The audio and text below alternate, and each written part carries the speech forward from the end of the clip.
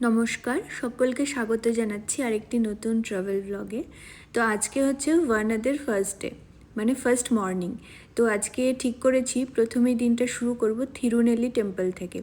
সেই মতো সকাল সকাল বেরিয়ে পড়েছি।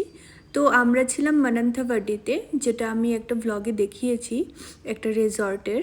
তো মানান্থাভাডি থেকে থিরুনেলি টেম্পল যেতে প্রায় 1 ঘন্টা মতো সময় লাগবে। আর যেতে যেতে রাস্তায় সিনিক ভিউ প্লাস কফি প্ল্যান্টেশনস এগুলো দেখা যাবে। তাছাড়া ওটা হচ্ছে একটা ওয়াইল্ড লাইফ সেঞ্চুরির একদম পাশ দিয়ে যাবে। So if lakh is there, তাহলে আমরা হয়তো কোনো ওয়াইল্ড লাইফ দেখতেও পাবো। সো চলো যাওয়া যাক। মানান্তাভার্দিতে যে হোটেলে আমরা আছি সেখানে কালকে পৌঁছতে আমাদের প্রায় 7 ঘন্টা 7.5 ঘন্টা মতো সময় লেগেছিল। আর তারপর আসার পর আমরা টি প্ল্যান্টেশন ঘুরে দেখেছিলাম। আর তারপর আজকে সকালে আবার বেরোলাম থিরুনেলি টেম্পলের উদ্দেশ্যে। সো ওয়েনাদে আমরা 2 দিন থাকবো, আর 2 দিনের হিসেবেই আমরা আইটিনারি প্ল্যান করেছি। চেম্বরার পিক ট্রেক বা বানাসুরা ট্রেক ওগুলো আমি নিচ্ছি না, কেন কি ওগুলোতে অনেকটা সময় চলে যাবে, তাহলে বাকি জিনিসগুলো ঘুরে দেখা হবে না।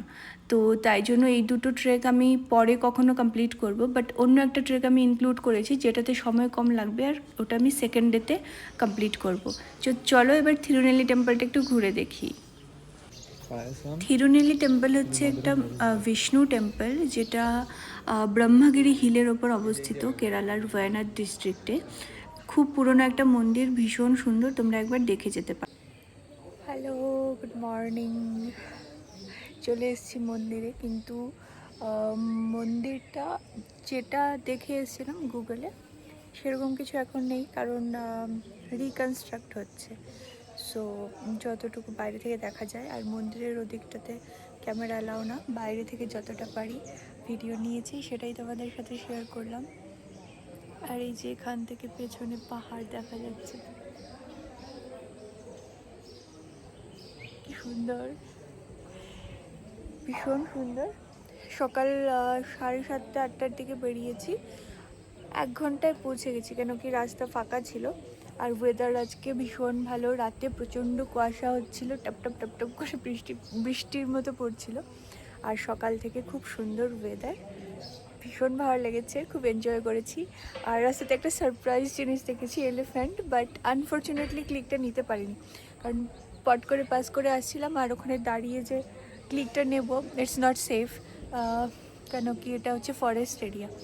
সো দেখানো হলো না, বাট নেক্সট যদি আমি দেখতে পাই আমি অবভিয়াসলি ক্লিক করব।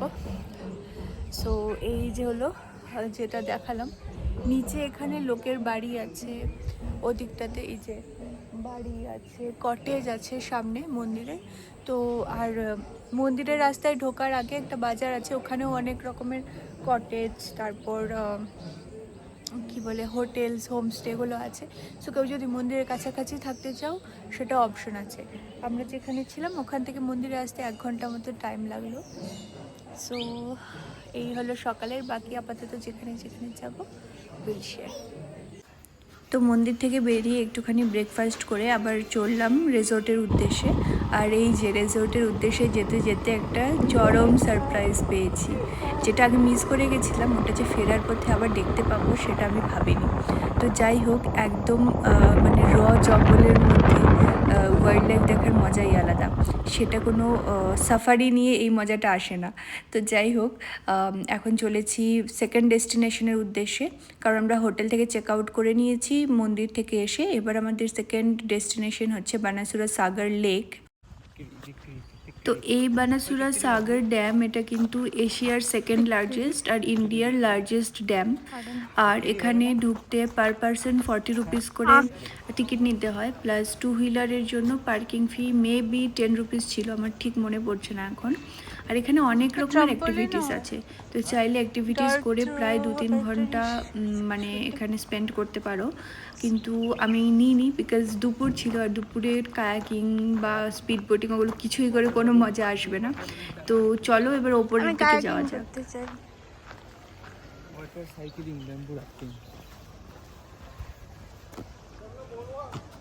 বলতে বানাসুরা সাগর ড্যাম কেন হয়েছে নাম? বানাসুরা কে ছিল? দেখা যায় ছেলে ছেলে। এখানকার ফেমাস রুলার। ও মনে হয় ওপর থেকে ঝাঁপ দিয়ে দিয়েছে। তো এখানে ওয়েনাদে আসার পর মানে আসার যে আমি আইটিনারিটা প্ল্যান করেছি দুদিনের, তো সেটাতে প্রায় মোটামুটি সমস্ত জায়গায় আমি কভার করেছি মানে দুটো ওই বড় ট্রেকিং ছাড়া। একটা হচ্ছে এখানকারই এই মাউন্টেন যেটা বানাসুরা ট্রেকিং। তো তোমাদের কারোর যদি আইটিনারি মানে তোমরা যদি চাও দুদিনের আইটিনারি বানাসুরার, তাহলে আমাকে বলো, আমি একটা অন্য ভ্লগ বানিয়ে সেখানে আমি পুরো আইটিনারিটা শেয়ার করে দেবো। প্লাস কী কী প্রাইস পড়েছে, কত টাকায় আমি গোটা ট্রিপটা কমপ্লিট করেছি। তো একটা হিন্ট আমি দিয়েই রাখি, 10,000 টাকার মধ্যে কিন্তু আমি গোটা ট্রিপটা কমপ্লিট করেছি। মানে আনএক্সপেক্টেড হতে পারে তোমাদের জন্য, কারণ বড় কোনো এজেন্সি থেকে বা যেখান থেকেই কোনো কিছু নেবে না কেন, অ্যাটলিস্ট 40,000-এর একটা তোমাকে বিল ধরাবেই 2-3 দিনের পুরো আইটিনারিতে। সেখানে আমি 10,000-এর ওপর খুব ভালো হোটেলে থেকেছি, খুব ভালো রিসর্টে থেকেছি, খুব ভালো খাওয়া দাওয়া করেছি। So if you guys want a itinerary for 3 or 2 days, then let me know, I will make a video. আমি একটা ভিডিও বানাবো আর ওখানে আমি পুরো শেয়ার করে দেবো। সো একটু সাবধানে চলতে হবে। আর এখান থেকে বানাসুরা হিলটা ভীষণ সুন্দর লাগছে, নিচে পুরো ড্যামটা।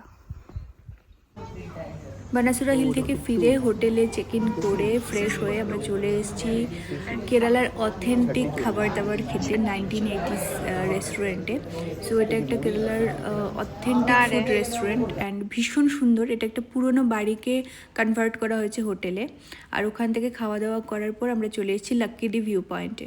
তো লাক্কিডি ভিউ পয়েন্টটাও ওপর থেকে দেখতে ভীষণ সুন্দর লাগে। এটাকে আবার গেটওয়ে অফ ওয়ারনাদও বলা হয়। তো তোমরা যদি কখনো ওয়ারনাদ আসো এটা অবশ্যই দেখবে। আর পারলে এই রাস্তাটার একটা মানে রাইড নিও, পুরো হেয়ারপিন করা আছে, প্রায় 9টা মতো হেয়ারপিন আছে। তো পারলে এটাও একবার দেখে যাবে। আর এখান থেকে সানসেট দেখতে কিন্তু ভীষণ সুন্দর লাগে। তো আমি বেসিক্যালি সানসেট দেখতেই এসেছিলাম। তো এখানে সানসেট দেখার পর এখান থেকে যাব হচ্ছে একটা ফ্লোটিং মার্কেট আছে, তো গিয়ে দেখবো ওটা কী আছে। যদি ভালো লাগে তাহলে ভেতরে যাব। তো চলো এই জায়গাটা একটু ভালো করে ঘুরে নিই।